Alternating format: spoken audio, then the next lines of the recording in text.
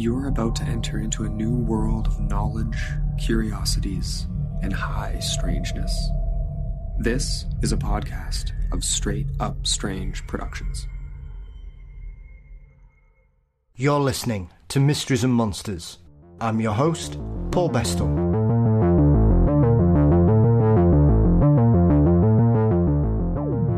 On today's episode, I'm delighted to welcome author, researcher and artist Ronald Kinsella to the show.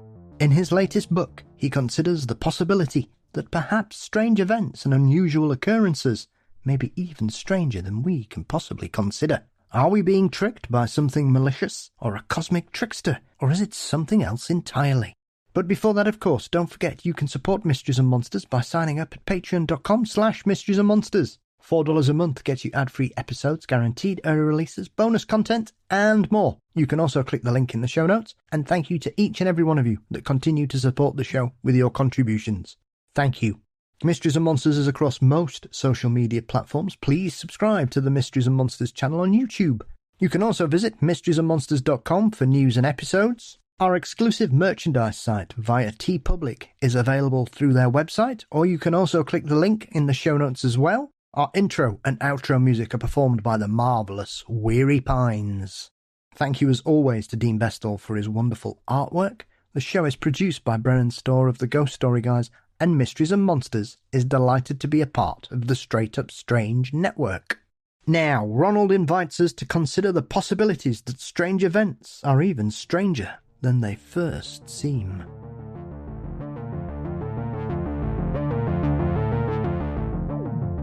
Sightings and encounters with strange creatures and craft go back centuries, and yet we still struggle to comprehend them. Is there some overarching sinister force manipulating and manifesting itself to the witnesses? Are we looking at something as bizarre as the cosmos itself? In my guest Ronald Kinsella's new book, Illusions, Smoke and Mirrors of the UFO ET Paranormal Enigma, we will attempt to get to the bottom of something. Ronnie, welcome finally to Mysteries and Monsters. How are you? Thank you, Paul. I am very well, thank you. I'm very excited about coming on, just to have a talk about this very strange enigma that encompasses the world over. Very much so, very much so. And I still owe you a return cup of coffee from our very first meeting 5 years ago, Ronnie. Just have it on the house. So, Ronnie, as we spoke, we pulling each other's legs a little bit. I'm very fortunate to have met both of you in person and spoken to Philip several times and built up a mutual love of classic computer games through our conversations online and such like. And always been impressed with your thoughts and theories in regards to these strange happenings that occur to people. With yourself, obviously, this is your latest book. Were you one of those people, Ronnie, that as you've pondered these questions and dealt with your own personal experiences, both on your own and in tandem with Philip, that this was a book you were always wanting to sort of contemplate these questions in there? Or was it this, as sometimes can happen, you have a flash of inspiration based on a dream or previous writings or a conversation that made you think, actually, I'd like to sort of delve into this and ponder some of the questions and the improbability of some of the strange experiences that we're all aware of from around the world? Yeah, that's a good question. I actually don't know. I think it was perhaps more to do with the contemplating of this phenomena, because something struck me very weirdly when I was investigating the 1890 flap of exotic airships that were reported in some marvelous books, which I read up on. Certainly Judge Proctor in America, they saw one flying at low altitude and it crashed, destroying his prized flowers in his garden, which I thought was very, very touching, to consider a ship from somewhere else, very strange, and to explode on Judge Proctor's land created quite a whirlwind of gossip.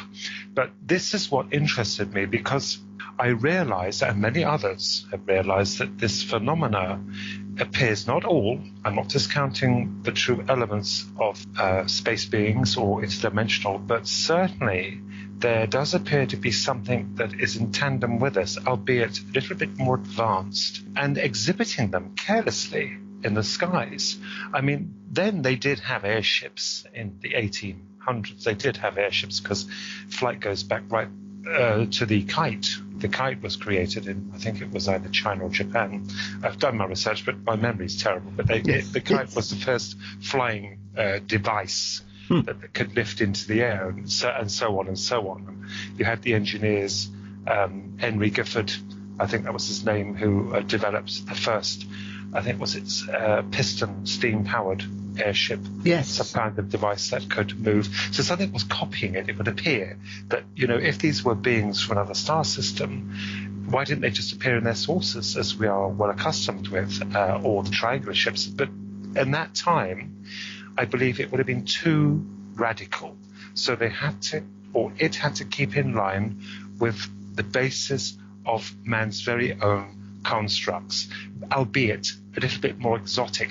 This is the key that drew me into question certain elements. And I will also mention Star Trek later on. Don't let me forget, Paul, if we can. Star Trek, yes. There is a point in that which I come up with in the book. I think it's in there. Certainly I talked about it at the Awakening Conference earlier this year. But yes. This is what drove me into questioning the very elements of this apparent extraterrestrial visit. The little guy died in the ship, and apparently, allegedly, they buried one of them. Was it Aurora? The case of Aurora, yes. They buried the little guy. So this was quite frequent, and we have also the story of the two sheriffs on their horseback pursuing a ship and seeing it moving along. It was a cigar ship, an airship. And they had an encounter, I believe, with very strange men. So this is what led me into thinking or questioning, why would aliens parade around in almost human kind of gear, albeit, as I said, exotic? It just didn't make any sense. And it also led to the question of, in the 1940s, certainly the 50s more so, the flying saucer became in vogue. It was the top thing in B movies. You have all these flying saucers and these wonderful, they call them B movies, but I think they're masterful films. Invading the world. I mean, Harrelson did one with the flying saucers over Washington, prelude to now the modern Independence Day, certainly. And then the people report seeing actual flying saucers. And another thing that got me was, why would they have to be silver? Remember, silver was absolutely in vogue on these B movies. Silver was the big thing. And they saw the flying saucers as silver. The real ones, the genuine reported accounts, they were silver. But I questioned that an advanced race would certainly have shields. They wouldn't always have to be silver. To us, it would be common sense at the time, because it reflects radiation and it's strong. But certainly it just raised eyebrows with me that why would they be silver? They would have shields, would they not? And so it goes on and on. It is one of those strange, I think sometimes when you look at this phenomena, I mean, obviously we're just considering the alien craft or whatever they may be, Ron, in regards to how they are. And it's one of those strange things, I think, sometimes, that when you look at it, you go, oh, well, yes, there's flying saucers. And then when you really start to sort of dive into certain eras and certain cases, there'll be some that stick out like sore thumbs. And like you referred to at the beginning there, you were talking about the big airship flap over the US. But obviously we had them here in the UK. They were seen in Australia and New Zealand, which is very interesting because they're obviously, along with Canada, probably the 5 most well-known English-speaking nations, and yet we're the only ones that seem to be having these strange sightings at that particular time, as though it's mirroring the work that's going on behind the scenes before we entered the modern era of flight in the sort of early 20th century with the Wright brothers and so on, as planes went from struggling to fly 10 feet to soaring over the skies in World War I within 10 years, Ron. Yes. And it just shows you sometimes how quickly these leaps, once something starts, people find it, improve it, keep developing it, and we move on. And now we've ended up into the era that we're in now, where we've got planes flying at thousands of feet in the air that are essentially invisible to radar and can't be seen and can travel incredible distances that could only boggle our minds. And Yes. when you have eras like the modern era of the UFO starting in the late 40s into the 50s, as you say, there is a large number of sources, and then you end up with weird cases that occur, like the Kelly Hopkinsville Goblins case, which is a very odd one in that particular era because those creatures aren't like anything else that people have described at that particular point. You've got the famous Father Gill sighting out at Papua New Guinea towards the end of the 50s, which has always made me chuckle. And also, when you're talking about contemplating these sort of situations, I've always found that one particularly interesting because here we have a man of the cloth. And therefore, when we sometimes look at the psychological explanation perhaps behind a strange sighting of anything that's not supposed to exist, for a religious man to have an experience where he clearly can differentiate it from, say, an angel or a vision of God or something, that as far as he's concerned, he's waving at these people who are flying on these floating platforms above him, and they wave back. And it always makes me chuckle. Yeah. You see, even then, back in the 1800s, late 1800s and the 40s and 50s, I came up with another idea that is not new, but certainly Star Trek comes into this. The fact that the aliens were not set in stone or appeared to be very, very diverse.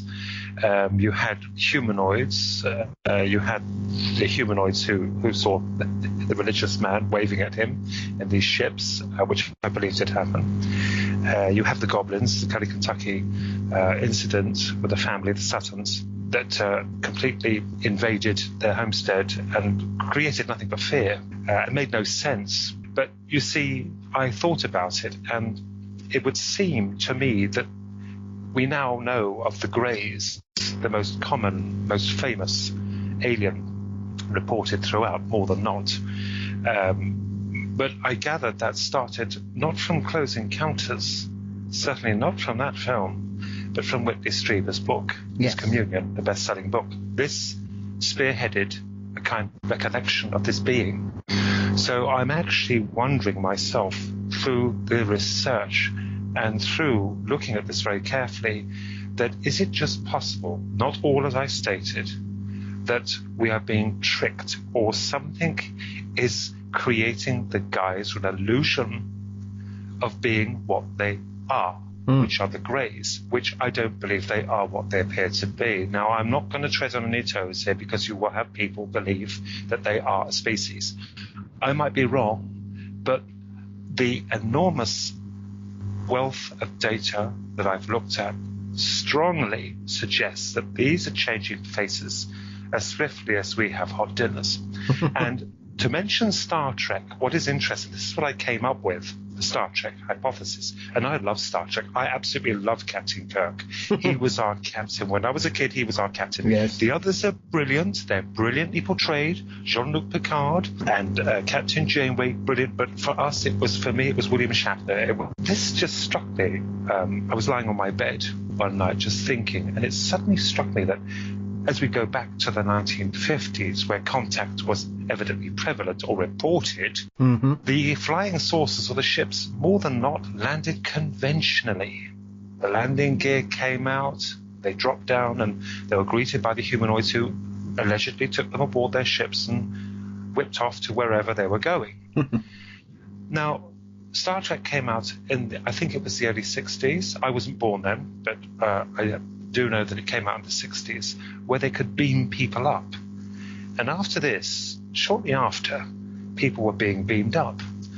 Now, I'm not suggesting the obvious, but it would seem to me that that would strengthen the hypothesis of the airship enigma, that something is copying or listening or watching, and who is mimicking something just a little bit outside the box, so that if people then say that they've been beamed up by a spaceship, that people will think, well, you've just been watching Star Trek. Very cunning, very intriguing. So that was the Star Trek hypothesis, and it is absolutely true. It rings true. Because if you look back at the cases, certainly no one was ever beamed up by the airships. In fact, a calf in that time, the first case of, I'll call it politely, cattle injury, was reported by an airship actually yanking it up from a farm on a cord tethered around its neck. It didn't use any teleportation device or any beaming up or, it was basically a cable. And the same happened in the 1950s, I believe, which has been contested, but then you can contest everything because we have no proof, with two men, I think it was White Sands Air Force Base, forgive me if I'm wrong, I have researched this, but my memory, picking up wreckage from testing rockets. And I think it was it Lovehart General or Sergeant Lovehart? Yeah, that rings a bell, yes. Yeah. And the younger one was hauled up by a flying saucer, which had a cable wrapped round his ankle. And his superior was horrified, and he saw it and actually thought his superior had killed him. But they found his remains later on, and they weren't very pleasant. But again, it used a cable. You see, this was the 1950s, and then we moved to the 60s, where there's a shift. And it shifted again, you see. It's shifting. We also have this ideology of these greys, let's say the 90s, they became very popular, with them reiterating their concerns about the environment, and they've done nothing.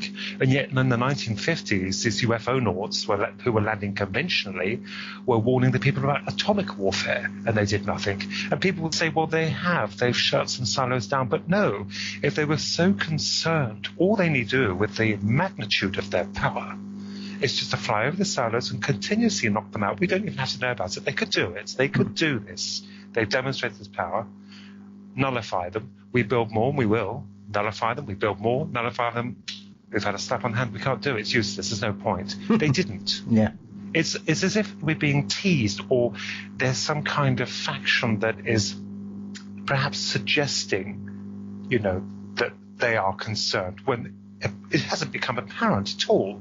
And the people who defend this, I mean, it's rather laughable, really, in a respectful manner, because they've done nothing. And we go on then to the Foo Fighters, the Second World War of the 1940s, where the aircrafts were tailed by the Foo Fighters, the balls of light that just seemed to observe, or appeared to observe the battles. They did nothing, nothing. So when these people are turned around and state that, they're here to offer help, it is absolutely ludicrous. To me, anyway, personally, I find that absolutely ludicrous and laughable, because we've had absolutely nothing. All the proof we try and gain is whipped away. There's no proof. Even Roswell, the 1947 famous, the crown jewel of UFO crashes, the Roswell case, I believe that happened because the military gave an admission and then retracted it. And these are highly trained men. And of course, it would appear that on an official basis, this is the first time it really did happen with the media. They reported that we have in our possession a crashed disc. And then, obviously, the commanders stated, we can't say that. Yeah. We haven't got a disc. We're going to retract it. It's a weather balloon. Yeah. I think these trained men would know the difference, So it's absolutely no proof whatsoever. And if there is any, it's skittered away. I think it's a very interesting point, this, Ronnie, because as you mentioned there, this is one of those things, and I think there are certain aspects of the whole UFO community where it's gone from interest and research and investigation to, in certain circles and certain parts of it is almost like it's become a belief structure now. And they have a set of rules that how they believe these creatures, these craft are expected to work. And this whole, they're coming to save us, the Space Brothers will protect us, is a very naive idea, I think, because this all kind of started at the birth of the atomic age, as you refer to there, Ronnie, when we're talking about the amount of contactees in the 50s. They were sharing these anti-atomic philosophies, and obviously this is what flagged them to the FBI and the CIA, because in their opinion, a lot of these ideas that people like Adamski were sharing seemed quite communist to them, yes. And therefore they were convinced that perhaps these were being tricked by Russian double agents or something to kind of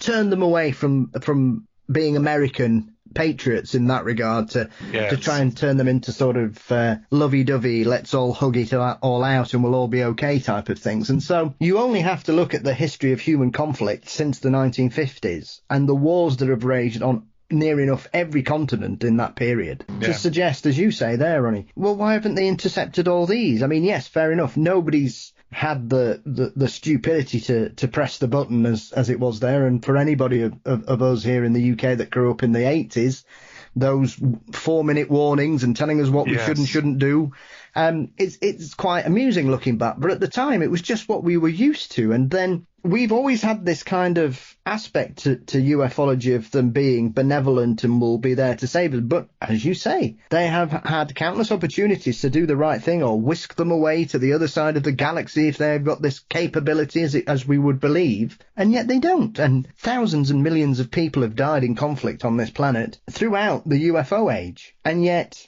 they're not doing anything. So it's a very strange belief system to have when all the evidence suggests that simply isn't true, isn't it? That's right. And also, they couldn't have picked a worse time for contact in the 50s. This is after the Second World War, the greatest war the Earth has ever seen. You know, if they're that intelligent, they would understand the communism. They would understand, since they know us so well, apparently, they even know where our missiles are kept, they would understand the human way. They would understand this would happen, that it would be suspicion on the authorities' part for Russia or whatever, China or whatever, you know, to turn the tables so we don't initiate these atomic bombs then. Yes, absolutely.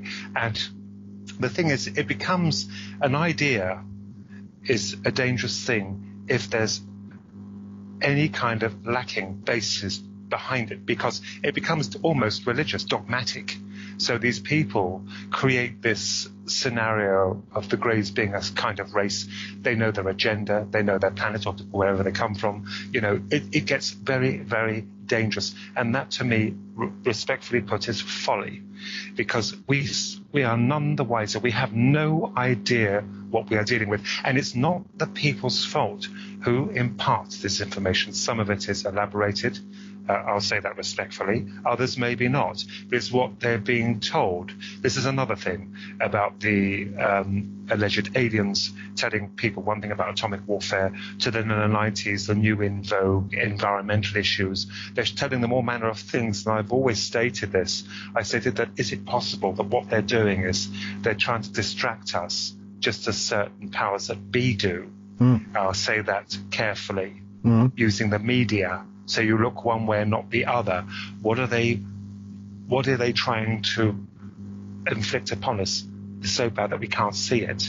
I don't believe any of us have the answer. Perhaps one or two are close, but I don't think we have the answer. And I think the myth of these multitude of spacemen is crashing down somewhat, because there is something, absolutely, and I believe it has connection not only to the spacemen but to the cryptids as well. You know, the dogmen and Bigfoot and fairies, goblins, trolls. This is very, very strange, and it would almost imply to me recently, I thought, a psychological link that I stated in Illusions. That is it possible? I'm not saying all. I'm not stating all. There might well be aliens out there. I'm not disproving that or discounting it at all. But there certainly is an element here that is not what it appears to be. And another thing that came to mind was rather like, I think Stephen King is a genius, the best-selling horror author. It was his book and his film It. Now, I haven't read It. I've read his other books, Tommyknockers. I've read Misery, but I've never read It. But I've watched the series, the original TV series, not the new movie. I'm not too keen on that. Although it was brilliant, it was brilliantly executed. The ending was quite poor, but I love the original series. And now it was this that drew me to consider the fact that, my goodness, are we dealing with something, not stating that it's a spider from the multiverse, you know, originally as it ultimately was, but something that can wear masks, this masquerade. It makes us believe what it wants us to believe, and it can do it. They are physical, they are real. I mean, I'll give you an example of this strangeness that has me believe that it's all tied. Most of it's all tied. I went over dinner with some Italian friends, wonderful Italian friends, and the chap told me a story. Now, he's very religious. He won't have any nonsense. And he told me a story about his father. And his father was asleep on his own in his bed, and he had a little nightlight above him. And he had a terrible experience where he could feel something pressing down on his chest. It got to the point of becoming very aggressive and painful. Well, the only thing he could do, with all his might, he managed to just reach up to the light switch and pull it. Now, he didn't see anything, but he heard something drop onto the floor, a thud. His father told his grandmother about this, and she suggested they put salt at the foot of the door, and what this was, every grain of salt would have to be counted by this force that was doing it, and eventually it would get tired and just slip away. Well, the father told his son that not long afterwards that he woke up, he didn't feel or have any experiences, and where he'd left the mound of salt, there were two piles. There was no one else in there, nowhere in the house. It's as if he'd been counting and gave up. Now, this is striking, because this is certainly a psychological link, something else, and it almost borders, dare I say it, along the lines of demonism, the Antichrist. You know, we have to look at that as well. It almost seems demonic. And I've looked at many, many cases, and I'm wondering that they may well be connected. We are dealing with something that is extremely different and varied. It has the capacity, the ability to change faces swiftly. And sometimes it's benevolent, sometimes it's downright evil. I mean, it's an interesting point that you raised there, because when you mentioned it, it as a book is very close to my heart, Ronnie, because it was only the second book I had to stop reading for a bit. Yeah. As someone with a voracious reading appetite as a teenager, there were only two books that I read at that period that scared me. It was the second one. The first one I read was The Rats, which I would never recommend any 9-year-old reading. James Herbert. Yeah. Yes. Yes. My grey sheep of the family cousin said, "Oh, read that." And he was like 6 years older than me, and I didn't sleep for a week. Yeah. I've got it. I've got his book, The Rats. Yeah. And so it was one of those where it frightened me, primarily because the whole concept of whatever the creature is appearing as that particular person's worst nightmare, I found a remarkably challenging concept for that kind of story, really, Ronnie, because normally it's always a particular type of monster. It's a vampire, it's an alien, it's a werewolf, it's some kind of amorphous space blob or something. Whereas it, along with probably The Thing from Another World and The Thing, is one of those weird science fiction genres, and I suppose Invasion of the Body Snatchers as well would be another one, where you have creatures of whatever persuasion who have the ability to hide in plain sight or become what they think will gain the most response from their intended victims or whatever. And I liked the way that King weaved that all the way through it in regards to that sort of challenge of the original situation until the return 29 years later, I think it is. Yes. As Pennywise would often do. But it's one of those things, because you could even perhaps suggest that the 80s are responsible for the modern phenomenon of why everybody seems to have coulrophobia now and terrified of clowns. Yeah. It's down to Steven Spielberg and Stephen King from Poltergeist and from It, I suspect. Two brilliant men, brilliant men. Yeah, I agree with you, absolutely. It's something else I thought about. Let's take the Greys for an example. Being an artist, I attempted to illustrate them, and from certain people's accounts, putting together this almost embryonic-looking being, childlike, huge eyes, dark eyes, and immediate response I got from this picture I had done from an abductee who I was in touch with. He said, "They don't look like that." Well, I've done them before, and someone said that's how they looked. Another picture, "They don't look like that." I've done quite a number of them. So I thought to myself, oh, right. So we're looking at either a multitude of different kinds, variations of the species, or, as I stated, I believe in illusions, we're looking at something rather like our modern day AI art.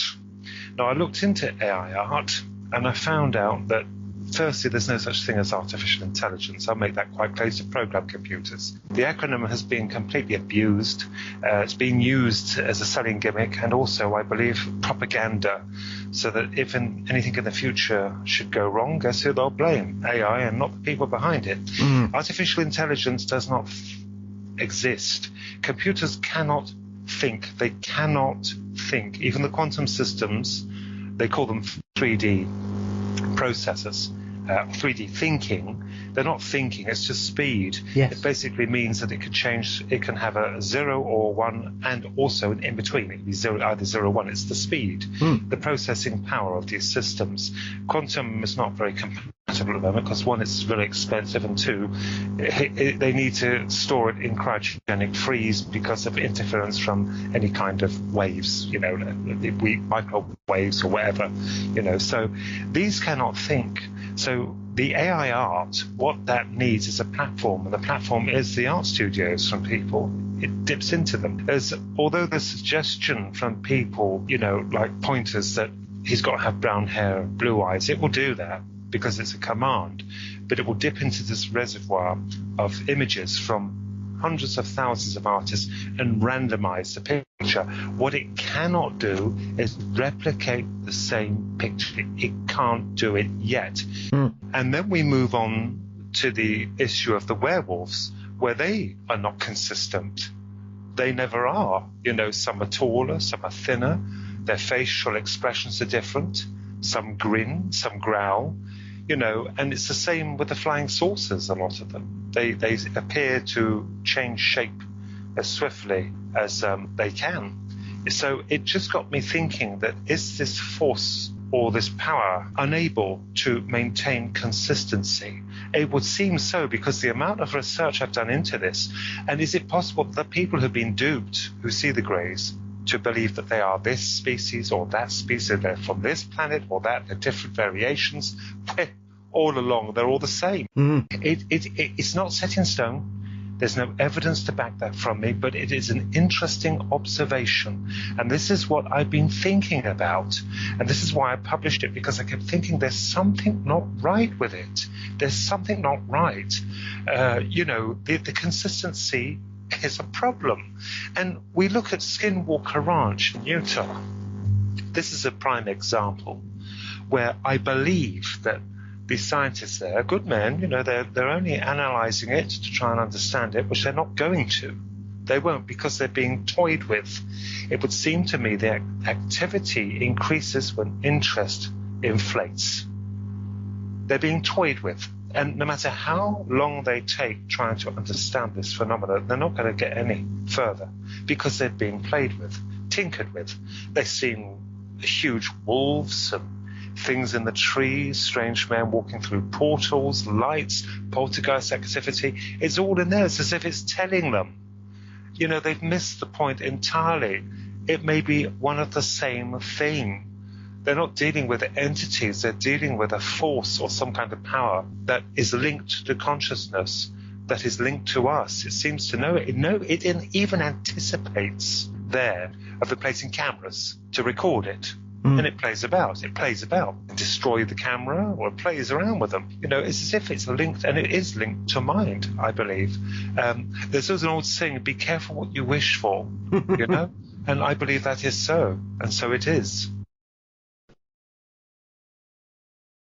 I mean, as a lover of cryptids, I have to say, out of all of them, the one that I have the most trouble with is the dog man, the werewolf, whatever you want to call it. Ronnie. Yes, yeah.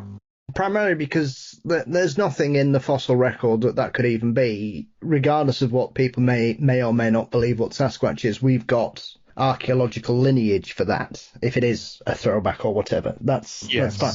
And all the other strange creatures around the world are all similarly based on creatures that may have existed at one time or another.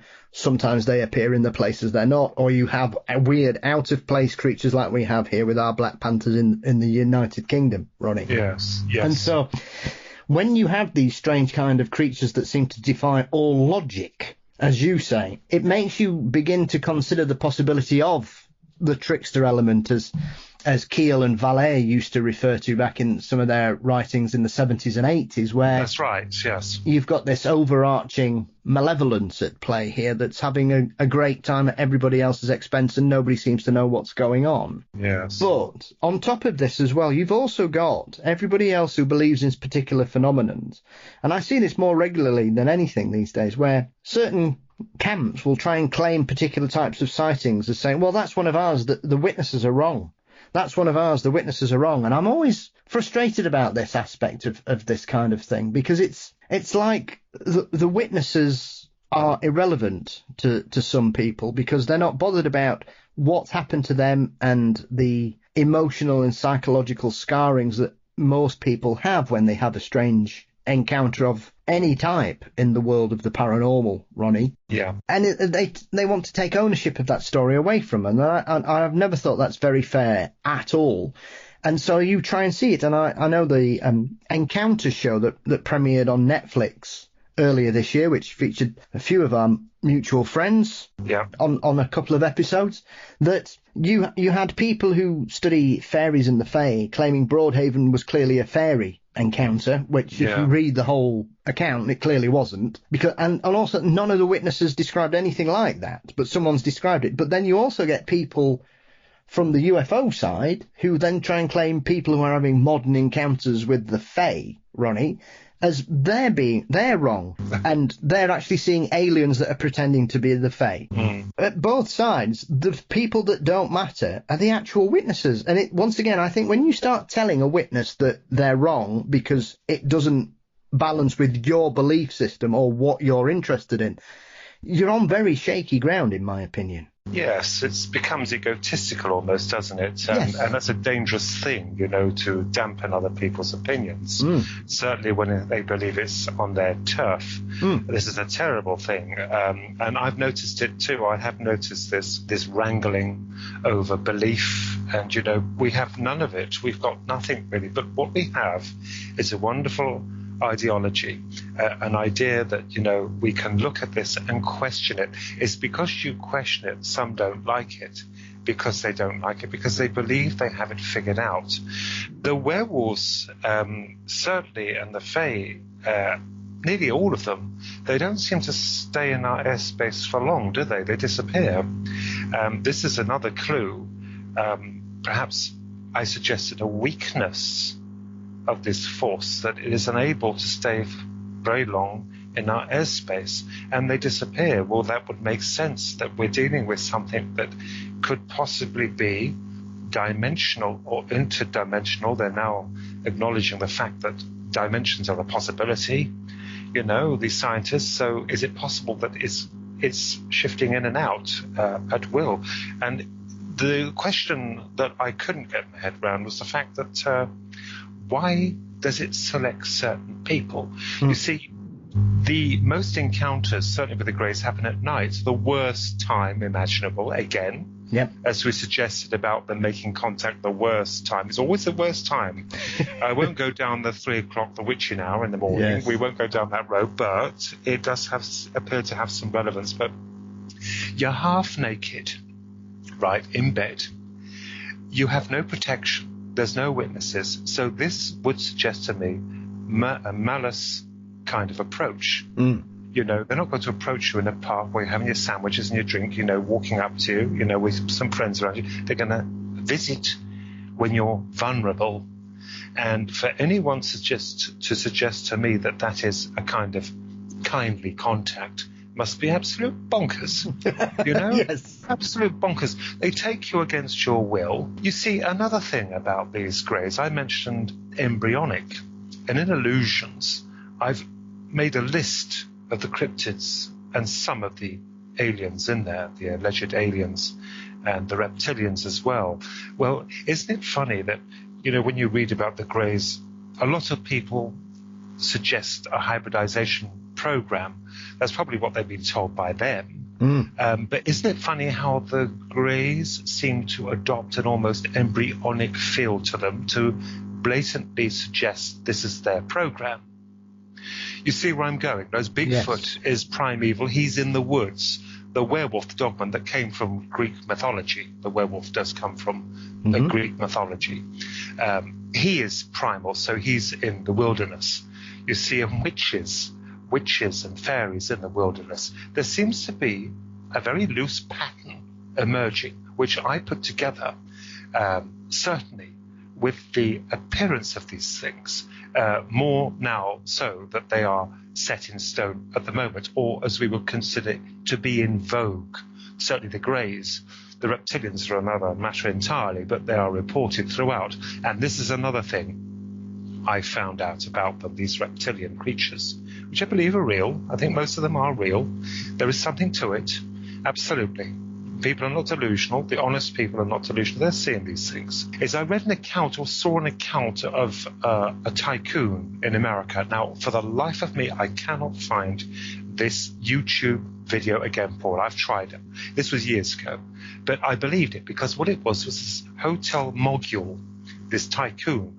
He was religious and he decided to go on holiday with his family for a break. They went to some kind of park or national park, camping. And he happened to see, I think either he was looking through his binoculars or just viewing, the area. There was a huge slope from way, way down the trees.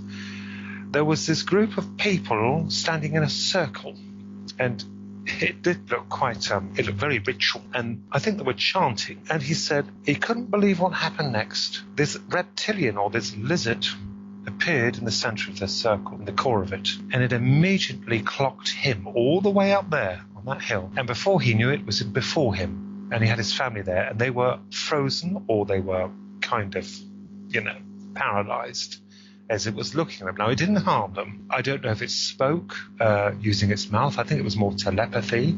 It told them, I'm not going to harm you. It was very interested in the women. This is what the tycoon suggested. It was very interested in the women, more so than the men. But it stated to him that you did not see me. I am not here. If you go with this, you're not going to be harmed. And it went back. And he said the irony of it was, as the religious man who saw the UFOs, that the occupants were waving at him, how could he go back and tell the church?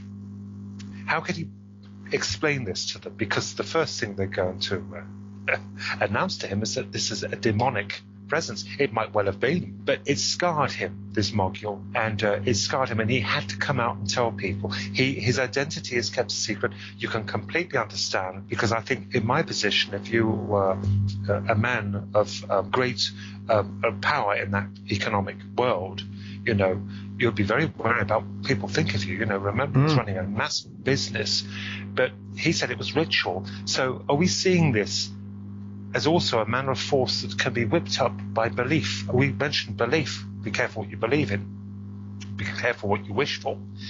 It doesn't always come the way you expect, but certainly what they were doing, they were initiating some kind of ritual that manifested this terrible being into the world. And, I would love to talk to this tycoon, but I cannot find out any more information. I can't. But you see, again, we're seeing the reptilians being conjured through ritual. They don't always appear that way. There's accounts of them walking through the walls of a house. I believe it was a fireman and his wife lying in bed, and they just appeared through the walls. And it was a regular thing. They were huge. They stood around and just looked at the family. And it just so happened, whether this happened or not, I believe it is a true case. One of them snagged their toenails on the shag pile rug. And he had it's a fireman who saw them. He was horrified. They didn't hurt them, but they were looking at them. They were interested. It would seem to me, it suggests quite logically, this is fear. This is fear. But the way it does it is so mind-bogglingly confusing. This is what I stated earlier. We are being thrown into a mishmash of nonsense, whereas its true purpose, we're blinded by it. We don't know. We're not going to know. Could it be that the Greys are lying about the hybrids, where they're doing something else? They wear this persona of embryonicness to basically blatantly illustrate the fact that's part of their program. The werewolves, as we suggested, primal, and Bigfoot himself, which I believe are real, you know. There's no evidence of them. They disappear. So we're looking at now this, whatever it is able to manifest into reality. It's physical, it's corporeal, it's solid for a time. So whatever we're dealing with, it would appear to me like some kind of incredible magician. Not in the literal sense, not in the traditional sense, but something that can whip up things that are real. Because even when they touch people, they can feel them. They can kill people. It's been known, I believe myself, it's been known that they kill people. They killed them in the most disgraceful manner. But of course, as with everything, it's covered up. Of course, the police would. You couldn't blame them, you know, especially with the dogman. Yes. And also people found with things missing. You know, I won't go elaborate into that because of your audience, but yes, most disgraceful. So it can be kind, it can be cruel, but whatever the program is or what it's doing, and the reason being, it would to me suggest first off foremost fear. And people will contest that, you say, because they've been told this by them or they've been told that, and they say you're wrong. But I'm based on logic. I'm just looking at this unbiased. I'm just looking at it from the spectator sees more of the sport. That's a nice way of putting it. When you're outside that arena, you can see more of it. When you're in the center of it, you're blinded because you believe in certain things that happen that are set in stone. You see what I mean? Very much so. I think, as you say there is an aspect of fear to a lot of encounters, and yet you would suggest that it's intriguing that they decided to use creatures that we've no real frame of reference for, Ron, because you would suggest that if you want to terrify somebody, you would transplant a bear into their house, or a lion, or a tiger, or a crocodile, something that we're aware of, and yet we have this kind of situation here. Obviously, the reptilians are probably the most notorious for scaring experiences, but then you also have these strange encounters with mantis-like creatures, which are very different to the reptilians as they can be. And so I was very intrigued when I was reading the book with the first chapter, because this is one of those things, because the mantis-type creature isn't overly common, Ron, in UFO experience and literature. There are enough cases for it to be that we have become aware of them. And yet, when I'm reading this chapter in your book, I find it remarkable that you have a very sort of innocuous, happy memory that is suddenly interjected with incredible fear that then has a confusing conclusion that makes no sense to everything that had happened to you in the previous 10 minutes, 10 hours, whatever it was. You were in one situation, and then bang, you were doing something that gave you joy for no reason. That's right, yes. I will explain that. Firstly, the reason why I believe that they can't terrify you with bears or tigers or things is because that would be too much. It's always something just on the edge. Yes. Where you'll tell people and they won't believe you. It's designed for that reason. Who's going to believe that people have seen werewolves? I do. Dogmen, to put it more respectfully. Martin Groves, the deputy sheriff, I've done an account of him where he witnessed them 30-odd years ago. Yes. Out hunting for turkey with his mate, who was also in the police force. And he couldn't speak about that for 30 years. He was politely told not to by his commander. You could understand then, and I would appreciate that as well, absolutely, because I've only recently come out with, most of us have, because it's become more mainstream through the media itself. The internet's a wonderful thing. It's allowed us to branch out, to talk more, and a wonderful thing. Yes, the bug at Bignell. Now, what could be made of it? I'll tell you.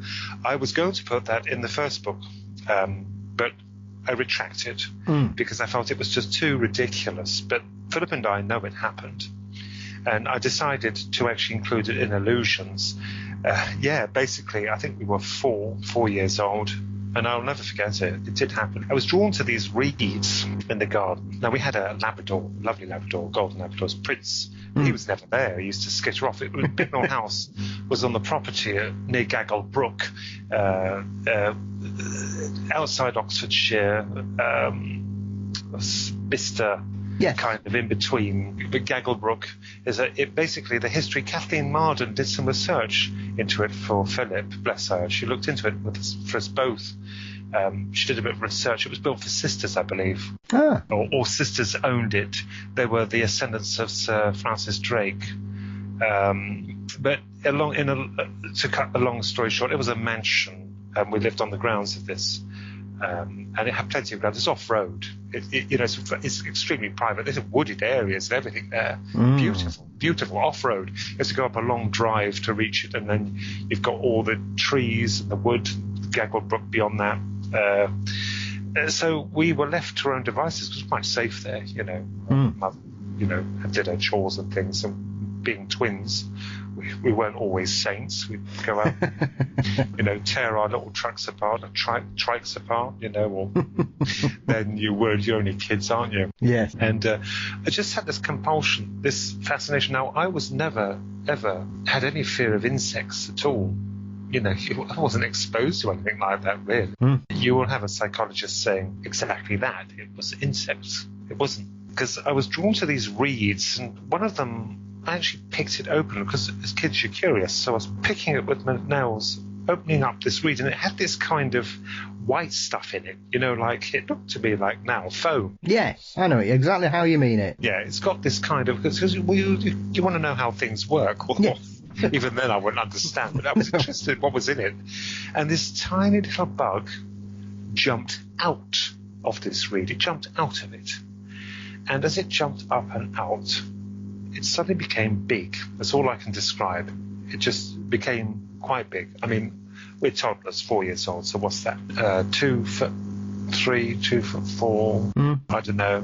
This was about perhaps a bit taller than us, I think. A bit taller. It was very tall. You see, I'm not going to elaborate, because I cannot entirely remember the height of it, but it was bigger than us. That's all I can remember. It became big. Now, I don't know if I suggested or not. I don't know if it had wings or not. I don't know if I put that in the book. I cannot remember if it had wings or not. It was so fast. And it made this clicking sound. How can I reproduce it? It was like like that. It was faster than that. And we were horrified. We killed back, and we started running. And it followed us, but it was basically parallel to us, but it was following us. I was absolutely horrified. We were screaming, and then bang, everything changed. I believe we were having ice creams. And that's where it ended. And it's something that troubled me, because when you think of your reputation, really, well, as little as I have, really, to be honest with you, I mean, people think I'm absolutely bonkers. But I had to publish this. I had to put it down, because I couldn't leave it. I was well aware of it all my life since that time, and you tend to put it to the back of your mind. It was forgotten, never thought of it again until you're much older. You don't, until I was in my, I would say perhaps late 30s, early 40s. Then I put it to the back of the mind, but it was always there. It always surfaced, that strange day. And do you know what's strange about that was the fact that it was a beautiful time, because Karen Carpenter's I am on the top of the world and looking down on creation. It was all that. Yeah. It was wonderful. I think it was 1973 or 74, 74, 73. And, all that wonderful stuff. And Prince wasn't there. Isn't that ironic? He wasn't there at all. He was not there. He was, as I mentioned, the Labrador wasn't there. No one was there. It's always the way. This is how it works more than not. It's always the blasted way, because, a toddler. So I don't know what happened there. I have got no idea. I have no memory of it at all now, if there was anything that occurred afterwards, or, that have screen memories or things. Nothing has come. Nothing. That was all there was. Just eating ice cream, and that was it. But there's some very strange things that happen there. Philip, what's interesting about the Bignell house, the property of that place, there's something wrong with it. There's something wrong. Because Philip, I believe, did he see a yellow tractor in there? There was no such thing. And a few years ago, he drew these stones. He drew it on paper, and my mother recognized them. So these stones there, outside the property, has some significance. What we don't know is scrambled. Whatever's happened there, scrambled beyond belief. It was very strange. We weren't hurt, I don't believe, at all. No, there was no pain, but only the shock and the horror of it. And then we were eating ice creams. And that's the God honest truth. I cannot tell you what it happened, why it happened. It's bizarre, isn't it? But you see, that in itself has led me to consider the fact that this phenomena, this kind of invasion, it's just so damn bizarre. I mean, the little tiny thing jumping out of this reed, it was in there and becoming big all of a sudden, just big. People say, did it flash into a bigness, or did it warp into a bigness, or did it material? I don't know. It just jumped out and it was big. So that was the case of Bignell House, the bug at Bignell, yeah. And you can understand why I had reservations about that, can't you? Because it's so damn peculiar. I know the alien paradox is equally bizarre, but this, jumping out of a plant, yes. My goodness,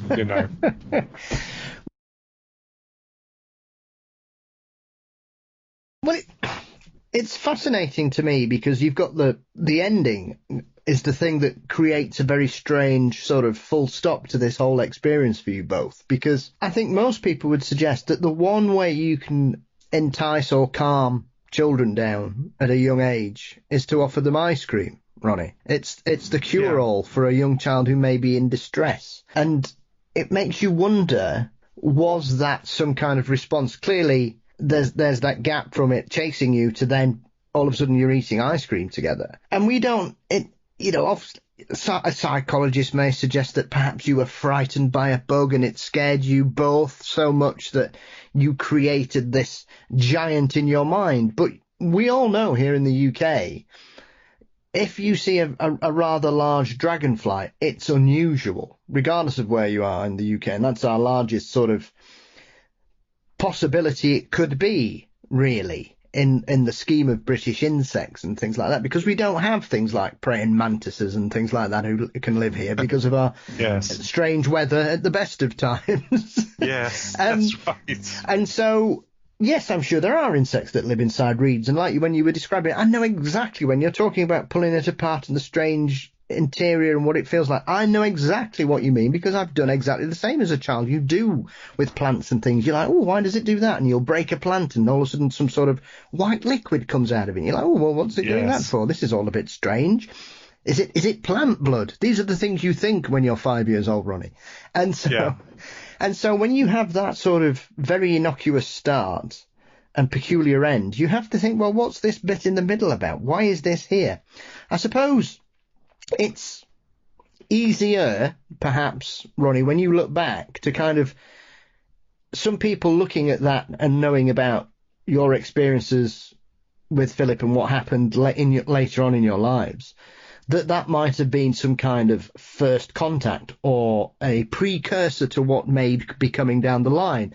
Yes. But it doesn't seem to fit, really, because why would that happen and then nothing else go on for 10 years that you've got no sort of concept of everything? Yes. Whereas when it happens to you both later on, you're both there, there are other people there, you both see a strange craft with your grandmother, and then later on you have the incident towards the end of that particular year. So you would suggest that if anything, those two events are linked. This one, along with everything else that you talk, yellow tractors that weren't there and strange other things here and there. That just seems to be, is this just a weird place? And it would be easier to kind of push them all together, even though when you take a step back, they're probably not connected at all, other than the fact that they're weird. Yes, that is the confusing element, which I cannot answer. I do not know. It's very, very strange, isn't it? That, when you recount that, and then later on these things happen when we're 13. When I was 13, to see these strange men in armour, or doctors as I call them. It just, you see, this is what throws us, and it's been throwing us. But I think we've made some progress in the fact that some of it has been exposed as a weakness on its part, because certainly, the cryptids, I'm not saying they're not real, they're physical, they are real for a time, but what's doing it, it's like the family on Skinwalker Ranch, were they called the Shermans, who owned the land prior to it being taken over? Right. Okay, they saw the huge wolf approaching them. This huge, he wasn't like a dogman, he was on all fours, but he was massive, and he was really domestic, or so they thought, because he was weaving his way down, snake-like, coming down to them, and almost to the point of them petting him. And he had these amazing eyes. You know, he allowed them, I think one of them petted him, and he allowed it, but his focus then turned to the calves. And he went for one of them, and they had to shoot at it. Now, this is interesting. What I'm going to make this point, I hope it will be very interesting. They went to arm themselves, and they shot at it, but it seemed to have very little impact. I mean, they dislodged a piece of flesh, and it eventually galloped off back up where they pursued it. They followed him, the footprints, and it reached a dead end, I believe. You know, the footprints just vanished. So they went back and found this piece of flesh dislodged from the animal, rotten. That's time displacement. So there is a physicality to it. There's a time displacement. It would suggest that this thing is from another time, or there's been some kind of interaction where if it's been injured and it goes back to where it's from, there's a result from the flesh accelerating in decay. So this is very interesting. I question this. I don't know if I put that in Illusions, but I certainly did question it before, and I'll do it again, that there's a time difference. Although I do discount time travel in my book, we won't go down that road. There's something, but I've discounted it. There is reason behind it. People can argue it. There's fair enough. There's no proof. I might be wrong. I'm not going to argue with it, but I've taken that approach, and they'll understand why when they read that. But certainly with this, I wondered, you know, I'm just going to say it, that you know of these cattle injuries, I'll put that politely, that occur throughout, right? I wonder, is something requiring certain materials to produce these things? Is that what the blood is for? Materials? To produce these monsters? To produce these things? It's just a thought. It could be laughed at, but it's just a thought. Are they using this material to create these monsters so that they can become physical? Remember, wherever it comes from, I would wager that its physics are completely different from ours. It might even suggest interdimensional, where with the three-dimensional world, are they the fourth or fifth? They would have to lower their resonance, the atomic level, to ours, you know. So does it need some kind of material to become physical for a time? And we would then argue afterwards, well, what's the point in that? Well, there's obviously a point to it, isn't there? Because it's doing it. It's happening. There's a point. It's only a suggestion, a hypothesis. You know, I sometimes wonder, you know, the blood, it's always the blood. You have people suggesting this ritual is sacrilegious and all that, you know, but are we dealing with something that actually requires this material? Just as we need plastic and circuit boards to build computers, this requires biological material to create monsters.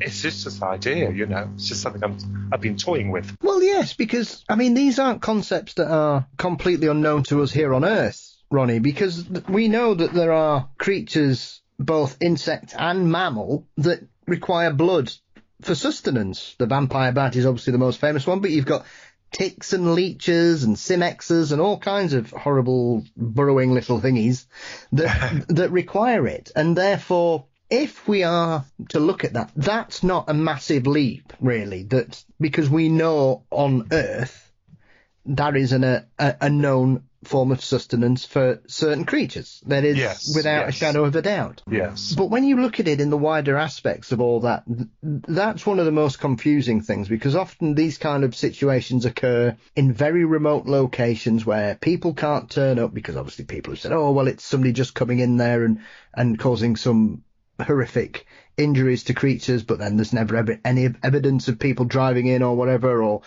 people will do on their ranch and they'll go round and they'll see these particular animals, and then they'll go back several hours later and they're dead and taken and things like that, and parts have been removed and such like. And it's always very peculiar in the fact that it almost seems to happen as soon as you look away from it. Yes. And I think one of the things that struck me reading your book is the fact that we could all be being manipulated here, Ronnie, by the fact that there could be numerous things all running parallel to each other, and we've got one particular entity or whatever it is that is aware of everything that's going on and is just wanting to be as malevolent as possible and being malicious with it and being enjoying the fear that it's creating on numerous levels by mirroring things that it understands people are afraid of, or maybe even to try and give the Greys or the reptilians or the mantises or the Bigfoot or the dogmen a bad reputation, Ronnie. This could be some kind of Fortean entity sort of false flag operation going on here, and we wouldn't know, because if something turns up masquerading as something else, very often you will believe it is what it is masquerading at. You won't look at the machinations behind it. You won't think, oh, I don't think that's the Greys, I think that's somebody else. You'll believe you're experiencing what arrives in your frame of reference at that particular point, and therefore whatever is behind it, job done. Absolutely, very good point, Paul. Absolutely wonderful, because we are unable to distinguish the genuine from the trickster if this is what's happening. And perhaps, as you suggested, there might be a reason behind that. We're being confounded completely by it, by this thing. But what is interesting is that what the research I've done, the fear, could it be that this thing feeds off fear? As Stephen King, as I mentioned him before, the wonderful Stephen King suggested in the It, his marvelous masterpiece, It, could it feed off fear? Does it use does it extract some kind of sense from us? Or, we don't know. I don't know. And people will put that down to a lame excuse. But we've got to look at it from every rational point of view we can. They might well be a species, a grey species from another planet. They might well be from another dimension. There could be. I could be wrong about the Nordic types coming from their world warning us. But I would have thought privately that they were much smarter than, they've done their research first into the world. And people say, why don't they land on the lawns of the White House? Well, that would be very unwise, because respectfully put, if we look at the politicians at the moment, it's not looking, and it never was really looking very good. There were a few good ones, but it doesn't look very good. So they'll just side with them to increase weaponry or advantage over their enemies. You see, it's a very sad state of affairs, isn't it? Because it's catch-22, isn't it? Yes. And I believe whatever this presence is doing, it understands us so darned well. It knows us so darned well. I'll give you an example. The Ouija board. Now, I don't advise people to use it, and if they do, to protect themselves. We did all manner of experiments 25 years ago. We were right into the core of it. We just delved into it. We did sensibly, also we thought, protect ourselves. You do a prayer and you envision the cross, some kind of symbol of protection, angels, anything that is positive. And I was using this board, and Philip and I, as you know, we're honest. We don't lie about anything. If we don't know it, we'll just say it. And we were using the Ouija board. We didn't have a proper one then. You couldn't exactly buy them. So we cut out letters and put them around the table. It was a circular table, and we had the planchette was an upturned glass tumbler. Yes. Oh, it was moving. And we had a friend with us, a very, very respected friend of ours. She's an artist, very intelligent. She can work up puzzles. She's amazing. And Philip and I had command of the board, and it was spelling some things I can't remember then, but I said to Philip that this is ridiculous. We need some kind of proof. The idea came to me that Susan should write something down, go out the room, get a bit of paper and pen, pencil, and write something down and put it in her pocket and come back in. You see what we're going to do. So she went out and she wrote something and put it in her pocket and came back in. We had no idea what was in her pocket. And I said to the board, I said, right, because it was reeling off. I can't remember what it was. We kept a journal of it, but I don't think we have it anymore. But it was reeling off, pretending to be this kind of presence. I wasn't having it. And I said, right, I'd like you to tell us what Susan's written in her pocket. Now, we were quite ignorant. We were quite ignorant to any of this, really. We just, it's like the blind leading the blind with this kind of thing. The Ouija, well, goodness me. But we did. We asked. I said, you're going to tell us what she's written in her pocket. The first thing it spelled was trickery. It moved the glass quite perfectly to trickery. And I said, no. I said, if you were in our position, you'd do the very same. I want to know what she's written in her pocket. And it then moved DARTHMAUL. Well, at the time, this is how long ago it was, George Lucas, the wonderful George Lucas, had bought out The Phantom Menace, the Star Wars film. And it had a character, a tattooed character called Darth Maul. Well, Susan pulled the piece of paper out and held it in front of us, and she went white. Darth Maul was written on it. I was shocked. Now, people would label that down to coincidence. It was not. Who would think of Darth Maul at a time like that in the ungodly presence of the Ouija board? And it then spelt satisfied. Now, I believed at the time that it actually read that piece of paper. The fool I was for many years later to realise it hadn't read that at all. It didn't even need to go to Specsavers to get a pair of glasses to read that blasted piece of paper, because what it had done, it had read it from her mind. This is interesting, isn't it? It's fascinating, because it has the ability, and people would say, no, this is the spirit world, but are we mistaking a lot of that for the very same thing we're mistaking the dogman for? You see where I'm going with it? So it could even read her mind. It was reading those. It knew. It didn't read the piece of paper, as I believed at the time, naively. It entered her head and pulled it out. So is this thing able? This is why they know we're alone. This is why they know our vulnerability. This is why it is able to anticipate certain things, because, like is illustrated in Skinwalker, when they put the cameras up, it knew. I don't think it knows what a camera is, but it obviously knew from the men doing it and sort of what their intentions were. Very fascinating, isn't it? So it opens up this plethora of new questions. I am absolutely convinced it's connected to mind from the cradle to the grave. It selects certain people. God knows why. I have no idea. Just do people really think that I wanted, and this is probably an old tune, but I'm going to say it, to go down this road, this course, which at the time would be absolutely damaging to your reputation? And of course, even at work today, I'm rather worried, because I don't blurt it out to people of what happened, because even then they will form judgments, and they will, regardless of it opening up, they will form judgments. And the whispers and the sniggering. Do people really think like the likes of us, you and us, many other people, would so blatantly publish or broadcast these things if they hadn't happened? No, because unlike my grandfather, he was a man of integrity. He never had any nonsense. There's black and white. And he was the one who told me about the pyramids of Giza having been built by gods. And you know what I mean by that? And this was a man who was in the army, a man who was in the army, a respected man. He told me they were built by gods. So you're looking at this, and as you're going through these pointers in life, you think, there is something to this all. There's something very strange happening. Maybe not all in one go, maybe not from one force, but there's something very odd happening, which I now understand why the powers that be won't give anything out. They won't. They're not going to. The Grush incident, the Senate, they're not gonna release anything. They're not going to do that at all. They never will. The poor man. I mean, I personally do admire him, because they are pushing for disclosure. The Senate as well. We have respect for quite a few of them. I do, because they want it. But you see, the private aerospace corporations who probably have these alleged downcraft, the pilots, the remains of them, they'll just have enough time to move them on. They're not going to ever disclose this. So every time we ask for disclosure, it's like anything, you're going to get nothing. It reminds me of the X-Files, that wonderful series, the X-Files, the original one, where at the end of the day, Mulder was always left with nothing. They'd taken everything. And so it is.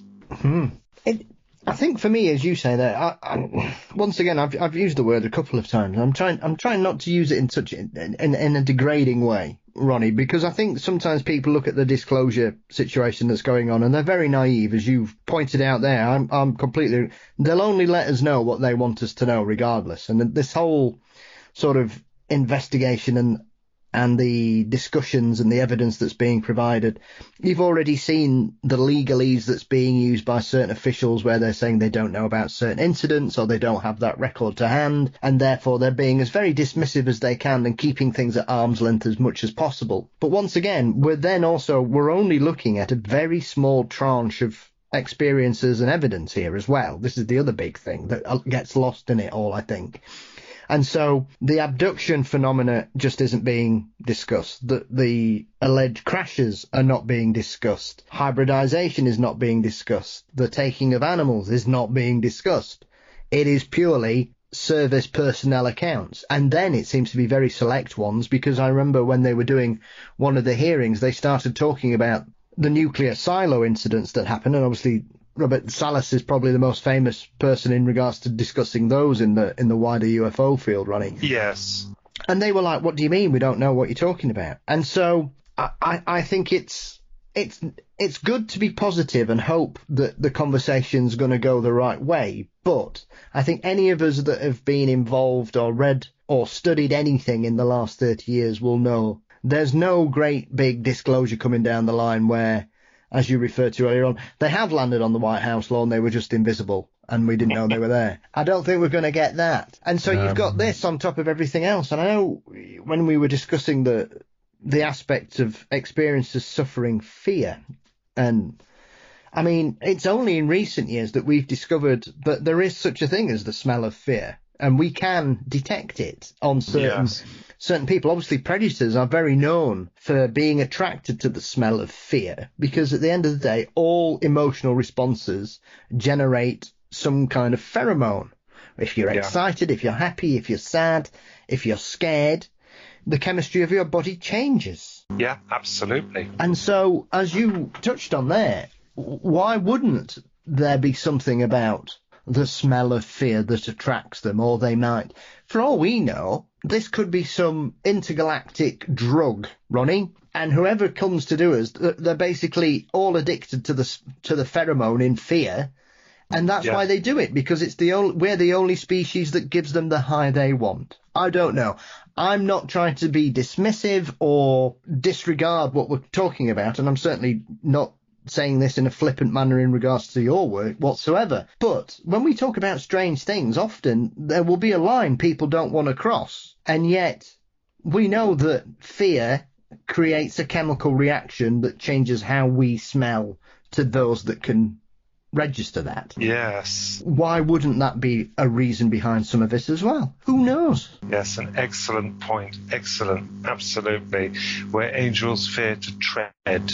I wonder about the Senate, the Congress, the congressional hearing over that. I knew they're never going to give anything. They're not going to give anything. They've murdered for less, you know. People have been killed, and we know they've been killed for less. Because one of the... I was going to say, Ronnie, they've killed people they like in the past just by doing experiments. I mean, the whole LSD schemes in the 50s, prime examples of that, where people had accidents and fell out of windows, you know? Yes, that's right. Yes. Yes, the famous one, yeah. The thing is that I wonder sometimes, firstly, the reason why they're keeping tight-lipped is because it's possible that they've attained some kind of technology that they can't quite fathom, but it's rare, so it becomes precious. It's precious to them. And along with the pilots, Philip, my brother, always suggested that he has a feeling they may not be what we consider to be the Greys. It might be something far worse. What he stated was, quite different, humanoid, but quite different. But the reason why they cannot allow it is because there can be no power above man, because that would demean civilization, that there is a force above us. They can't have that. Control cannot come from that. That's one element.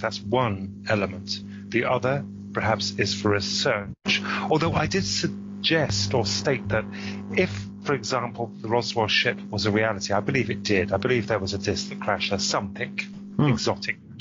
We've already stated that the military retracted and gave this outlandish nonsense of that being in a weather balloon. I mean, this highly trained men. You'd know what a balloon looks like. Yes.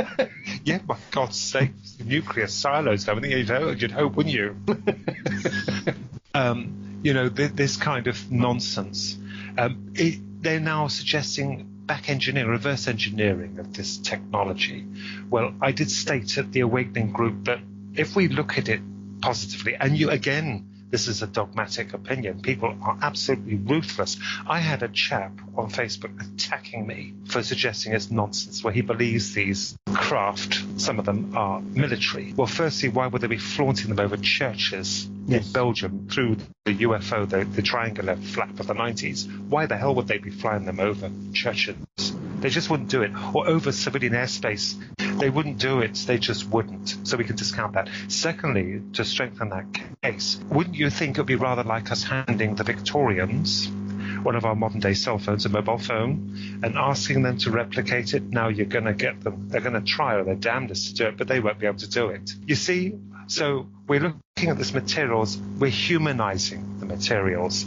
We're believing that they have microprocessors and nuclear power plants and things like that. It just doesn't wash with me at all, especially if they come from another world. And another thing about these crashes, I'll call them alleged crashes. We have no proof like anything, but we can. I believe the Roswell and other ones did happen. It's the fact there was no backup. You would think, wouldn't you, again, the stupidity of these beings is the fact that they were visiting us. There certainly would be a rescue team. There would be some kind of beacon. Nothing came. People have tried to make that fit, saying there were lights seen afterwards. No. Let's discount that, because they would have been rescued. This was after the Second World War. Warfare was rife. We're warmongering at the time. They would consider that to be a major factor. Why just carelessly drop a fragment of their technology onto a world that's just recovered from a terrible war? They wouldn't do it. They'd pick it up. Yeah. It just doesn't make any sense. I referred to it the digital demon. I came up with the Trojan horse hypothesis. But there again, that can be argued again and discounted, because that's the wonderful thing I love about it, is that you think of something, then you have to discount it, or something discounts it because it doesn't make any sense. You see what I mean? This is the trouble with this entire thing. It just riddles the brain. It riddle me this, riddle me that, and you're none the wiser. But one thing I will make quite clear, and we do know it is a reality. It is an absolute reality. These things are happening, and on a major scale. We must understand that a lot of them are covered up. Look at Martin Groves, the deputy sheriff who saw the dogman, and his mate. They saw them 30-odd years ago, and he was warned not to talk about it, or advised. So how many other people have been silenced and gagged from what they've seen? It is, but that's a very good point, Ronnie, that you make there, because this is the thing I've often thought about this, because even if we look in a comparable situation, one of the things that shows our humanity at its very best is when we have situations where the odds seem insurmountable and people need to be rescued. One can only think of that football team that were trapped diving a few years ago, and the risks that people took to save them, or the Chilean miners that were trapped underground for nearly 2 months, and the efforts that were made. Human beings will sometimes go beyond any sort of logical step to save people in danger. And therefore you would suggest that if these creatures are coming here with these kind and wondrous ideals to try and help us change our ways, why are they quite happy just to let people die on our planet then? As you say, even on a basic humanity level, that doesn't work for me. They would come, surely. Yeah, exactly. I mean, the Trojan horse hypothesis had me questioning the fact that, is it possible that this force has manufactured pilots and things and leaving something? Could there have been something tangible for us to decipher from perhaps the transistors to the microprocessors or things like that? There was talk of Velcro coming from that. That's very dubious. I don't know about that, from the aliens' gear they were wearing, and, night vision and all that. I don't know. It just seems too fantastical. And if so, why? Why would they help a warmongering species? You see, again, the Trojan horse hypothesis. And I actually published that 4 or 5 years ago in the Digital Demon. Yes. And now I'm questioning because it doesn't make any sense. You see what I mean? Whatever it is. And I suggested also that the different types of things that were crashing, they looked all different. They were all different. Like you had the Acorn type ship that crashed in the woods, and you had something else. And I suggested, is it possible that whoever's doing it is changing the looks of the pilots as it is of the ships to save people raising eyebrows, thinking the same species is having the same problem if they were of one. They had to look different, so we've got multiple species, and then that doesn't make any sense. Because why is it doing it? What are they hauling away? What is it is leaving? If that is the case, of course, I might be entirely wrong, and I do believe I am wrong to a degree. I've got to think of that one. One thing I love is that I just think and think and think from a logical point of view, as illogical as it is. You try and form some kind of coherency to it, but it becomes harder and harder as the years go by. But certainly I'm still drawn to that Trojan horse myth, because why on earth would they do that? Why would they leave something wondrous for a warmongering planet? And I'm sorry, we are. Look at the state of it at the moment. It never changes. No. I suppose the other aspect of that as well is, and this is something I've only kind of really come to grips with probably over the last 10 years. Once again, if you compare what we do in space exploration, Ronnie, we send probes out all the time. Everything that's going on in Mars, we've sent robots and helicopters, and we've sent probes to the far end of our known universe and where we go. Why would we not expect, if anybody else was doing the same thing, to be doing the same kind of things to us? And what people are actually seeing isn't physical bodies. They're seeing robots or clones or something. And that's, once again, that maybe plays into why they don't bother coming to pick them up. Because as far as they're concerned, it's just a scout ship. It's a probe. It's irrelevant to them. They've got all the information they need. And they know that we've got no idea what's going on with this. And they're all like going to say, well, they're just going to say it didn't happen anyway, so we're fine. Yeah, that's a good point. Well, lovely, beautiful. Well, yes, it's quite possible. They could be probes, if they're that advanced, they could make little men to act as their eyes and ears, and they have to travel in some kind of vessel if they're crossing the galaxy. Yeah, absolutely. I mean, what I've suggested there is an opinion of one element of it. Of course. It doesn't encase all of them, because that's one part of it. And I think it's interesting that these authors and researchers come out with different things, because we need them. We have to think along different lines of possibilities, and that's what I like. But the trouble with people is that when you publish a book like that, they say that you're wrong, it's set in stone, you believe this and only this. They don't know you. They don't know you because they're not understanding that what you're doing when you publish a book, it would have a theme to it. Yes. You can't encompass everything in that. And another book has another theme, where to begin with, in The Digital Demon, I contemplated the fact that we're dealing with demons, the ideology of the underworld. But there again, I question that in this one. So this will never, ever be solved. We can only advance on theories, and this is what these books are. They're rather like respectfully put magazines in that respect, because you're moving from one idea to another. You're advancing or upgrading, hopefully, to questioning the entire thing. You're questioning it, and I think it's good. And people state, because you're referring to it as being negative, you're negative minded. Now, when we saw that Mantis thing, we were anything but negative. When I saw the doctors, I call them, refer to them as doctors, I don't believe they were that at all.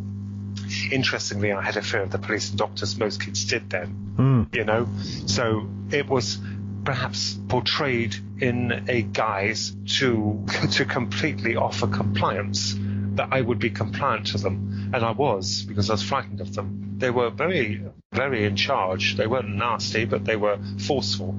You see, these books of people, I wasn't negative then. I'm not on drugs. I don't smoke anything. I was quite healthy.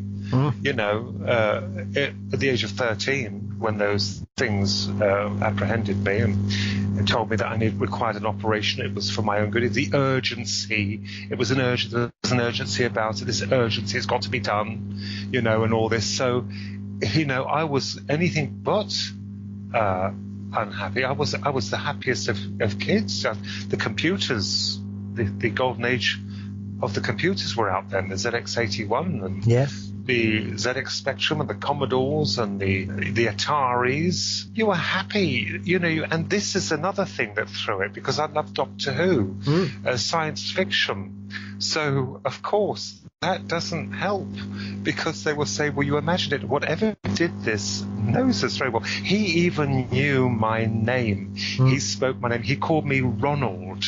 Now, nobody calls me Ronald except my grandfather or teachers or people in authority. You see where this is going? This is the little things I thought of. Yeah. It's for compliance. It's to generate obedience. This is exactly what it was doing. Ronald, it was very formal. You see what I mean? So these little pointers are very interesting, but only later on, because you can't join the dots until much later. You can't join any dots until it's been done and it's been had and done. You know, it's you start looking at it and thinking, well, I wonder, you know, are we dealing with aliens? Are we dealing with a force or something else? It's very interesting.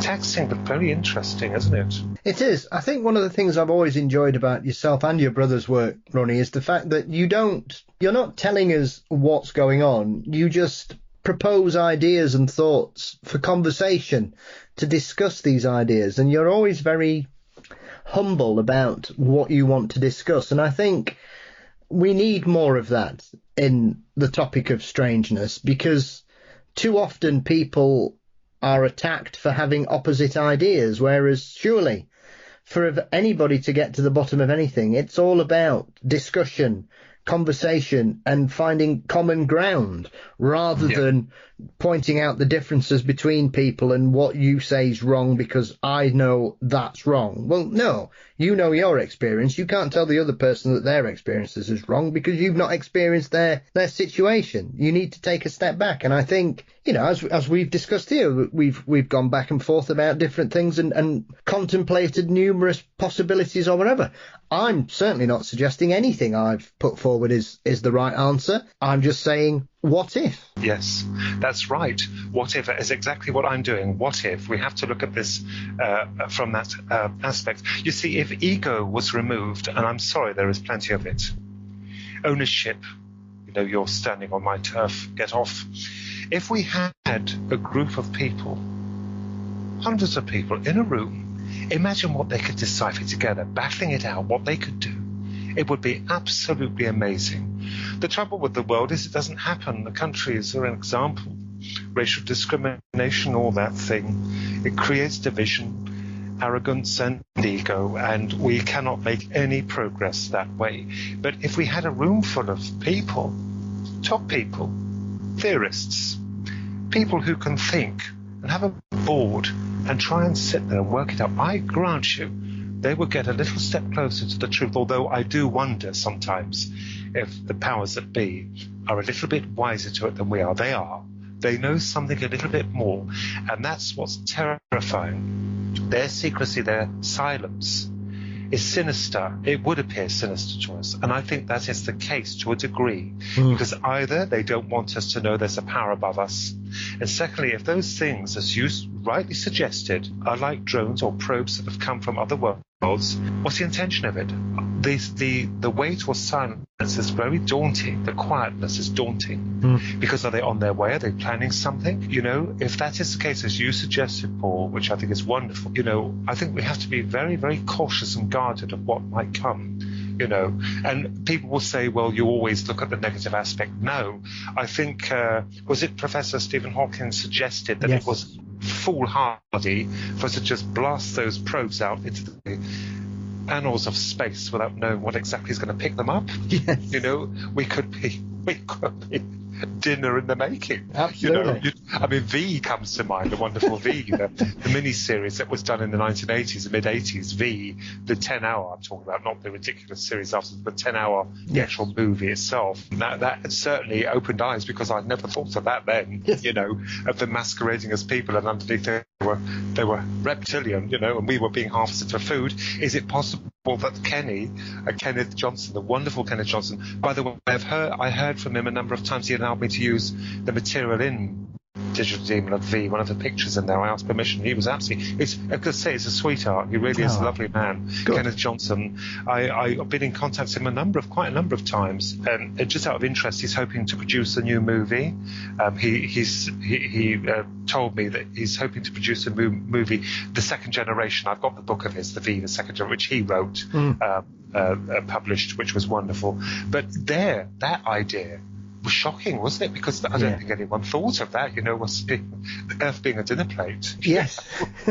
It is. Sometimes you occasionally stumble across these kind of alternative ideas through science fiction television often. I mean, one of the things that's always struck to me is that when they relaunched The Twilight Zone in the 80s, Ronnie. Yes. One particular episode was about aliens coming to Earth and started to basically change everything to gold. And they said, well, we'll give you all the gold you want on one condition, is that we will take everybody who is considered to be black from the Earth. That is the prize. And therefore you have a week to decide whether you want unlimited gold or you can carry on as you are. And it was very interesting that you'd got that kind of problem that is always bubbling under the surface, that when somebody gives you an opportunity, people will tend to do anything for gold. Yes, sadly. That's right.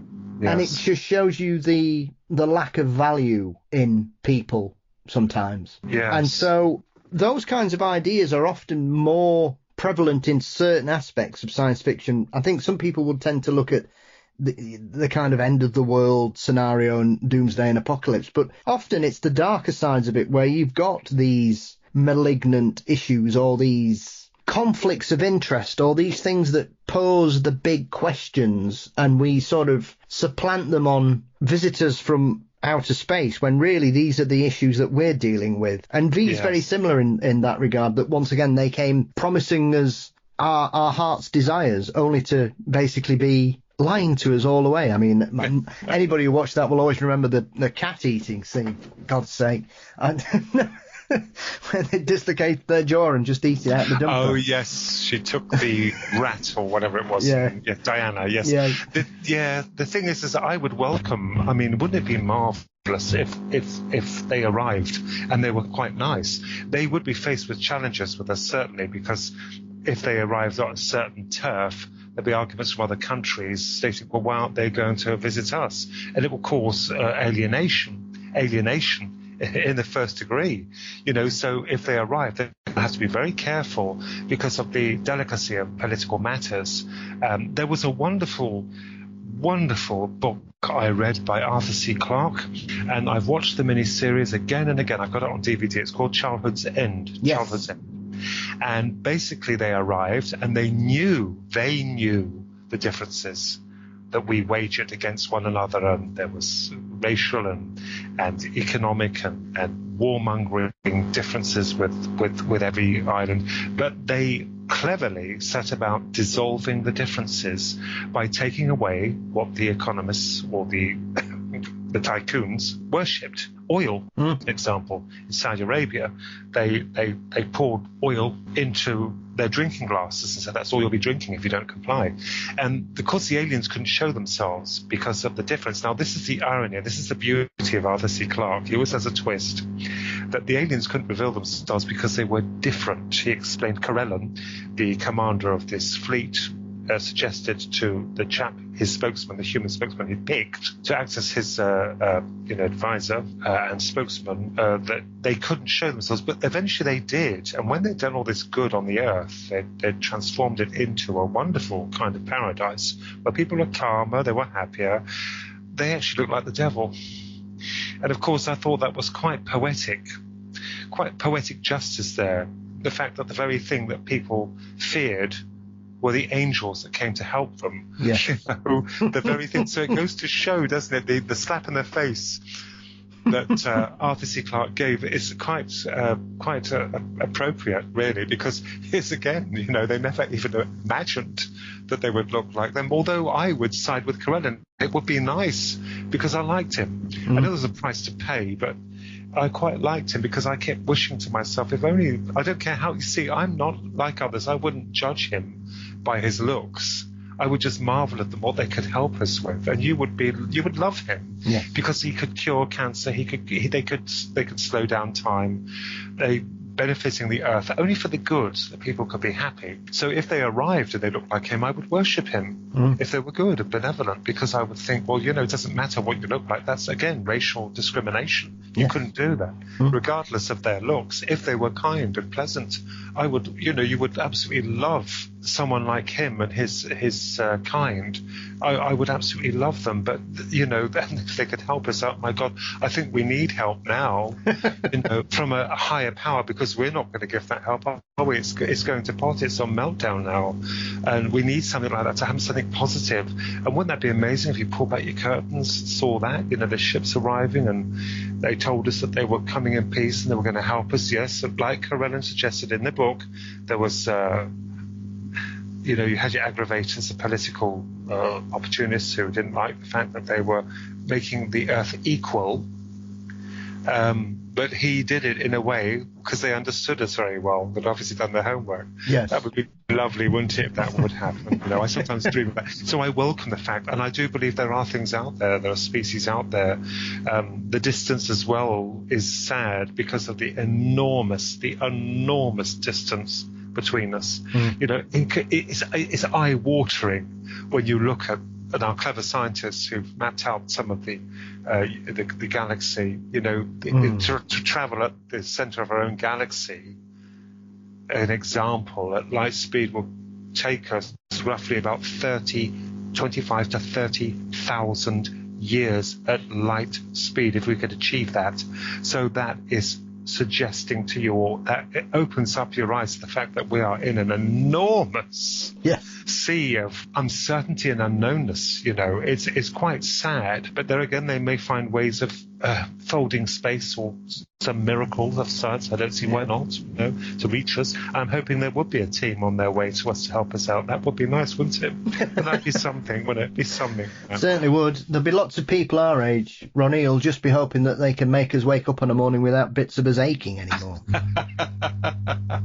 If it's Corellin, then he would be able to do that, I'm sure. Well, Ronnie, thank you so much for joining me and discussing and chewing over some of the ideas that we put forward and some of the concepts that some people are hung up on, and perhaps, as you say, as with anything, a more open-minded approach will always be more beneficial, I think, for all of us. And often we focus on what divides us rather than what brings us together. And I think books like this are intriguing in the fact that it asks us to question things, and you should always try, within the bounds of information and the evidence, to question things and make sure that you do these kind of things in the right way. And this book is certainly in that particular field, and I thank you for it. Where can everybody get a hold of a copy of this and your previous work and keep up to date with what you've got going on with your incredible artwork as well, Ronnie? Thank you, Paul. That's very kind of you. The Digital Demon was the first one. That can be obtained from Amazon, as well as The Illusions. It's published under Flying Disc Press. It's Philip Mantle's publishing house. He distributes them and he promotes them. He does a lot of work for them. He does a lot of work to get them out there. And he's helped myself and Philip enormously. Available from Amazon as hardback, paperback, ebook, or the audiobook. Now, the Illusions audiobook, I did like that one because the American has a kind of tongue-in-cheek voice, and I love it. Yeah. He's to the point, but he's got this lovely voice, and I thought that was really charming, the way he narrates it. And I think that's what people need, Yes. Also, the art. Now, I've had to postpone that.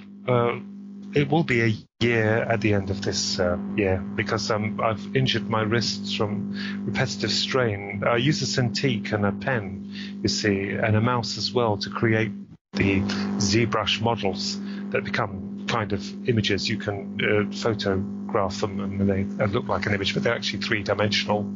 It takes hours and hours to do them, so I'll be continuing with them. And also I've been working on a science fiction novella, which I'm very, very proud of. It's taken me 3 years. You say I'm a tortoise, Paul. I'm like a tortoise. It takes me quite a number of years to write a book. Yes. And this is really a novella. I mean, it's just over 100 pages long, but it's something I hold dear to my heart because it's to do with the future. A lot of books are in science fiction, and it's to do with a travesty. So again, people will say it's negative. It's not, because a happy story is not going to sell in science fiction. There's always got to be conflict. Yes. You can't have a happy story with bunnies, eating carrots and hopping about and, making tea in their burrow. It's not going to work. It doesn't work. So we have to have a good old adversary. So yes, I'll be working on that, and I'm going to try some literary agents in London first. If failing that, because I've had publishers from the past, but a few of them, have died. Lovely gentlemen, they passed away. So I've got to find. We did have a literary agent in London. Actually, had a literary agent in London, Mary Martinez, but they've retired now. So I'm going to have to start the arduous task of looking for a new agent for this book to see if I can generate some interest with it. I'm in two minds about sending some of the artwork. I've only done half of it, but I think it's probably best not to send the artwork, because I think more so if people read it, they can form their own pictures in their head, which is what is required. It's only when it's made into a film it's set in stone, but certainly people have a picture in their heads when they read these things. So yeah, I'm looking forward to finishing that. It's almost finished, but as I said, I'm like a tortoise.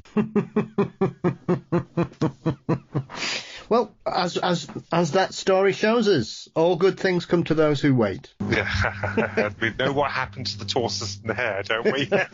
Precisely, my friend. Ronnie, it's been a real pleasure to speak to you for the first time on this show. Obviously, we've spoken and met in the past, and I thank you for your kindness and your lovely conversation, and both yourself and Philip's friendship over the last few years since we've met. So I look forward to having another conversation with you down the line, and I just want to say thank you again for your time and your thoughts today. It's been a real pleasure. Take care. Thank you very much, Paul. It's very kind.